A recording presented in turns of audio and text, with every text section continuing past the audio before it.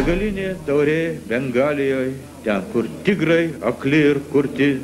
Aš myliu aš be galo ją, nes be galo esu aš pati.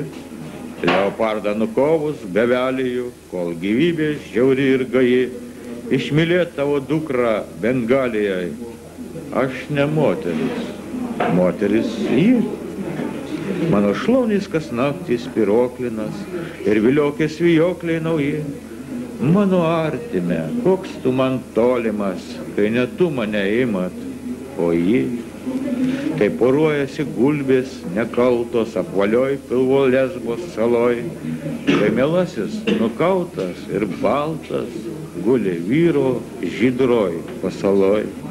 Mūsų aukščiausias mylės nevienodai ir todėl mes vienodos abi. Mylimoji, nudirk mano odą, aš nenoriu tau būti grubi. Aš galvoju, kad mes ne vienas nesergam aicu, ne aš, ne Henrikas, ne Rasa. Reiškia, todėl, kad išgyvenome, reiškia, visą savaitę. O aicininkai, žinau, miršta greitai.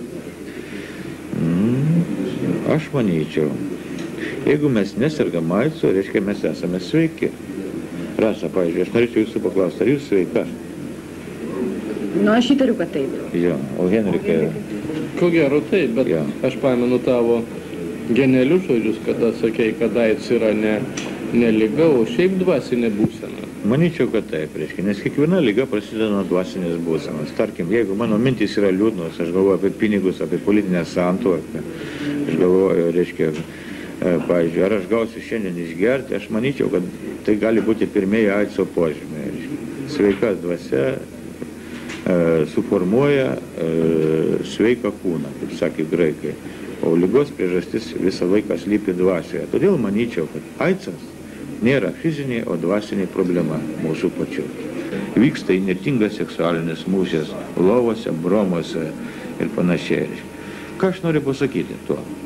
Kad kada tas mūšis vyksta tokiuose teisėtose dalykuose, kaip, sakysim, šeima, kur yra maža valstybė, maža nepriklausomybė, maža laisvė, visa tai yra labai gerai.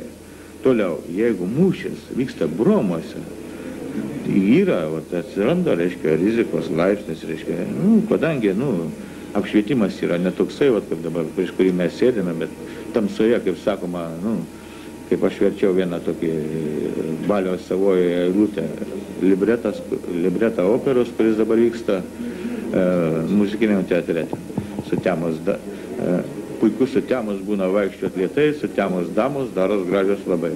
Aš noriu pasakyti, AIDSas tai yra akių reikalas, reiškia, mes apsirinkame, reiškia, mes nužengėme ne pas tuos žmonės, pas kuriuos reikia. Ir aš noriu pasakyti, kad jeigu mes nesame pririšti prie pumpurėlio papiliuės, tada visiškai drąsiai galime mylėtis be apsisaugojimo priemonių, be tų sargių, ar kaip aš vadinčiau, gumukių, reiškia, ar kramtuškių, kaip čia pavadinti, reiškia, jeigu oraliniai santykiai vyksta. Ir visas tai būtų visiškai tiesa, reiškia. Pirmutinis ženklas, kuris parodo, kad tu sergi, yra sielos krustelimas. Jeigu siela yra švari, jį apsikrėsti AIDSu jinai negali. Ne sieloj esmė, o esmė nepagauti to viruso. Tai ar sielos švarumas apsaugo nuo viruso patekimo, ar kaip suprasti tą jūsų pasakymą, kad tai priklauso nuo sielos? Noriu pakalbėti apie gydytojus, reiškia, pradedant nuo pačio pirmo, kaip jo pavardė buvo, Heraklitas, Hipokratas. Hipokratas, teisingai. Nuo Hipokrato laikų praėjo jau 2,5 tūkstančio metų, gydymo receptai keitėsi. Hipokratas, aš nežinau, kad Kristus gydė rankos uždėjimų, reiškia, po Hipokratas visokius. Toliau, reiškia, viduramžius, aš prisimenu, ten tirpindavo brangakmenis, auksą dar pildavo, reiškia, smaragdus trupindavo, tai irgi buvo vaistai. O toliau, reiškia, Paracelsas gydė magnetizmų, magnetus dėdam galvos, 20 amžius yra chemijos amžius, mes esame chemiškai naikinami, aš pavadinčiau, reiškia. O, sakysim, didysis sielų gydytas Platonas kalbėjo irgi apie dalyką, apie idėją. Tai kalbėčiau, kad AIDSo idėja ir Platono idėja sutampa, reiškia, tai yra, reiškia, idėja, kuri apauga kūnu, reiškia. reiškia, iš kurio išauga, sakysim, virusas, peleninė, stiklas su vynu arba žmogus. Reiškia, kiekvienas žmogus yra prasideda nuo idėjos. Šventas raštas mums irgi byloja, reiškia, iš pradžių buvo žodis, tas žodis po to buvo virto veiksmų ir veiksmas virto kūnu. Ir kiekvienas dalykas turi savo idėją, kuris tampa idėja, toliau vystosi, reiškia, kaip ir sėkla, sakysim, idėja yra sėkla, iš kurios išauga medis, kūnas, vaisius, dar kas nors. Aicas irgi be abejo turėjo idėją. Ir šita idėja atsirado 20 amžiuje. Reiškia, tai yra, jį prasidėjo žymiai anksčiau, reiškia, jį prasidėjo nuo 10 Dievo įsakymų, kada buvo pasakyta nesvetimo materialų. Ir toliau, reiškia, idėja, tai jį tapo daiktų mūsų materialiam, sumaterialėjusiam 20 amžiui, kada jį virto kūnu.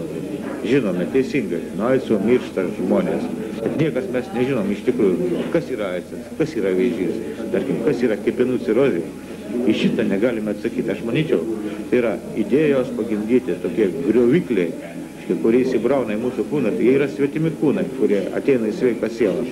Ir aš noriu pasakyti, kad tik tai stipri siela yra sveika, reiškia. Jeigu jinai yra silpna, atėjūnas gali ją sugriauti. Nuo rožinio, kaip rojus, edelveiso, jos tupėsi ant dėmedžio šakos, jos ieško sielai, bučinio ir vaisiaus, o radusios ilgai nebeieškos.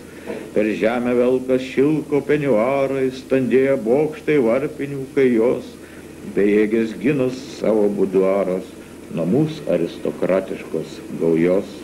Drąsiau, jaunuoliai, nebespaudžia batai, kai gulite jūs su kurtizane ir sako ji, girta, aristokratai, paimk kaip Aristotelis mane.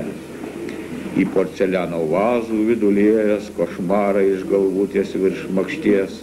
Seniai toks nebuvau įsimylėjęs, kuomet ištraukiau širdį iš rakšties. Mistralis kurtizanėms plaukus glosto, jam šiąnakt intuicija laisvės, kai išmintis nužengusi nuo sosto kvailioja pumpurėlį papilvės. Kada atsiverti 7000 metų Upanišados tekstus, reiškia, ten surandi magišką užkeikimą, kaip apsisaugoti nuo blogo žvilgsnio, ar, reiškia, nuo kokio ligos, ar, nuo to paties, reiškia, blogas žvilgsnis gali būti ir aicas. Tikiu pilnai, kad jeigu į mane aicininkai pažiūrės labai skvarbiai žvilgsniu, aš galiu susirgti. Aš tikiu į magiškasias jėgas. Poetai kaip magai gali būti ir juodi, ir balti. Bet tai nėra rizikos grupė.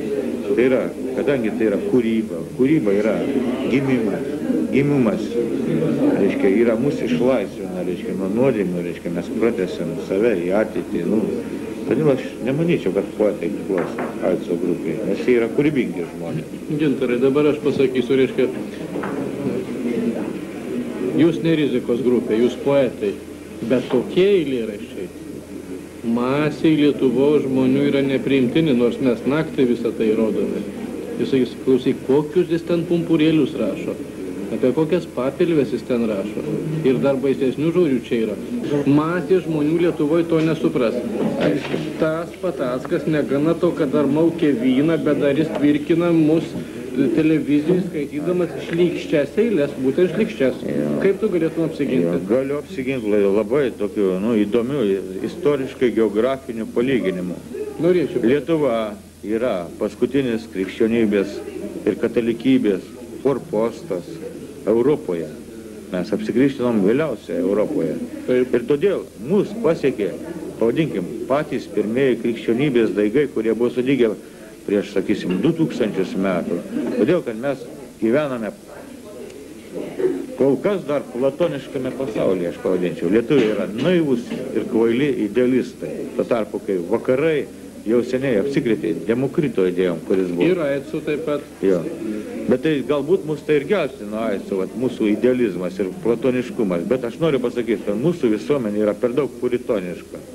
Už šitos dalykus ji nelinkusi kalbėti, tuo tarpu, kai visa Europa permirkusi kiaurai seksšopų ir pornografinių filmų tokia spermos prakaitų, užeini į kokį nors porno kabakėlį, reiškia, ten trenkia šlapimus, spermą ir dar ką nors. Tai ačiū Dievui, kad mes tokie nesam. Ačiū Dievui, ačiū Dievui. Tai yra, kol kas švari visuomenė, reiškia. Gal aš manyčiau, reiškia, mums aplamai reiktų kurti O tos nešvarius visuomenės pranašas yra Gintaras Patackas, rašydamas tokius, dar kartą pakartoju, negražius Šlykščius. eilėraščius. Taip, prisipažįstu. Reiškia, atsiprašau, gal... Ar jie turi teisę Ar kas nors atneš man peilį, kad aš galėčiau pasidaryti harakirį savo šiuo metu? Aš labai norėčiau.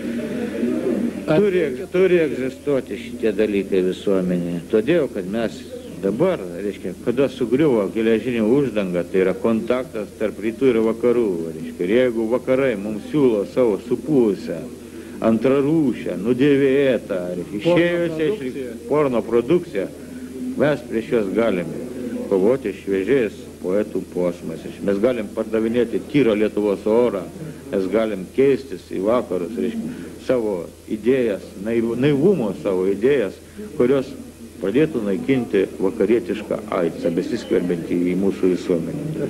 Tai šitie eilėraščiai yra būtent seksualinė iškrova, reiškia, kaip yra seksualinė iškrova, 20 centų produkcija, kaip yra iškrova, reiškia, televizijoje erotinės, sakysim, satelito programos penktadienį, šeštadienį naktinės, reiškia. Tai yra iškrova, tai mūsų apsaugo nuo to pavojingo kontakto, reiškia, kuris gali tikrai, reiškia, su atsitiktinė moterim, reiškia. Tai yra doros sargai, reiškia. Tie eilėraščiai gali veikti kaip erotizuojantis elementas. Stimulas. Kaip stimulas. Nieko nėra labiau erotizuojančių elementų už Laisvės alėjoje švytruojančias nuogas blauzdas, reiškia, aptemptus, reiškia, tokiais, vadinčiau, juodų trikotažo ar blizgančių užpakalius, reiškia, su kuriais Paryžiuje vaikšto tik prostitutės. Aš nesu, reiškia, labai geros nuomonės apie mūsų šiuolaikinės madas, bet Laisvės alėjos merginos, reiškia, su blizgančiom kelnėm, be sijonų, tai yra Sendieni gatvės publika, jeigu atsidurtų Paryžiuje.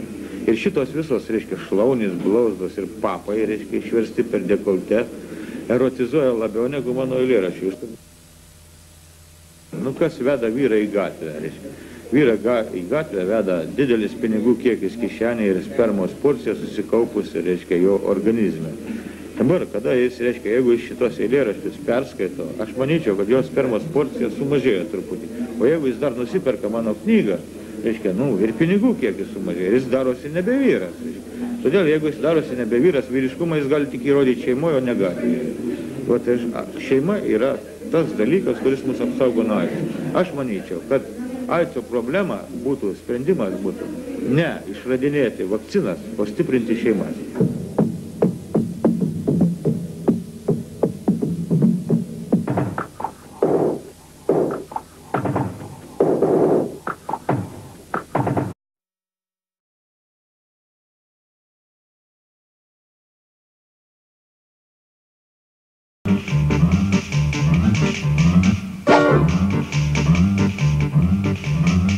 Kai baigia šnapsui pajamos ir nebėra ką krušt, Vasilijus Čiapajevas baltųjų eina mušt. Per gyrę joje tankėje Čiapajevo būris ir buteliai Tačenkoje linguoja 1, 2, 3.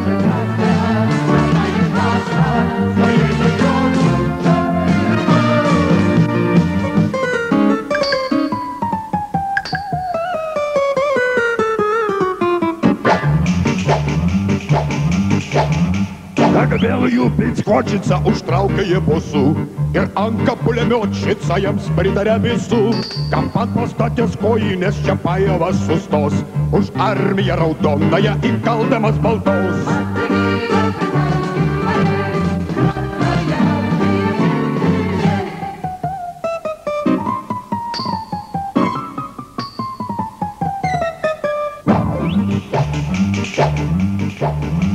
O Pėtė su armonika to ją užgros gyvai. Aka Veračka, Veronika, Veratečka davai. Aka Veračka užmėtik į baltuosius pagaliais, kai jie rausvam saulėtiki prieš mus į mūšį eis.